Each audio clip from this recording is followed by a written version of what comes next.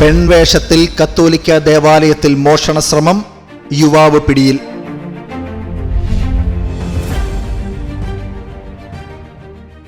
അട്ടപ്പാടിയിലാണ് ഈ സംഭവം ഉണ്ടായിരിക്കുന്നത്. ഗൂളിക്കടവ് ഫാത്തിമ മാതാ പള്ളിയിൽ സ്ത്രീവേഷത്തിൽ മോഷണത്തിന് ശ്രമിച്ച വയനാട് പുൽപ്പള്ളി മുള്ളൻകൊല്ലി സ്വദേശി കിഴക്കേനത്ത് റോമിയോ ബേബി എന്നയാളാണ് പിടിയിലായത്. 27 വയസ്സുകാരനാണ് ഇയാൾ. ഇന്നലെ പുലർച്ചെ 5:30 ദേവാലയ ശുശ്രൂഷകനായ ഗൂളിക്കടവ് സ്വദേശി ടോമി പൈലിയാണ് മോഷണ ശ്രമം കണ്ടെത്തിയത്. പള്ളിയുടെ പരിസരത്തെ ലൈറ്റുകൾ അണച്ച നിലയിലായിരുന്നു. പള്ളി വികാരി താമസിക്കുന്ന കെട്ടിടത്തിൽ ജനൽ കുത്തിപ്പൊളിച്ച് ആരോ ഉള്ളിൽ കടന്നതായി സംശയം തോന്നിയ ടോമി പാരിഷ് ഹാളിന് സമീപം സ്ത്രീവേഷത്തിൽ നീങ്ങിയ രൂപത്തെ പിന്തുടർന്ന് പിടികൂടുകയായിരുന്നു. തുടർന്ന് ഇയാളെ അഗളി പോലീസിന് കൈമാറി. പോലീസിന്റെ അന്വേഷണത്തിൽ ഇയാൾ സ്ഥിരം കുറ്റവാളിയാണ് എന്ന വിവരമാണ് ലഭിച്ചത്.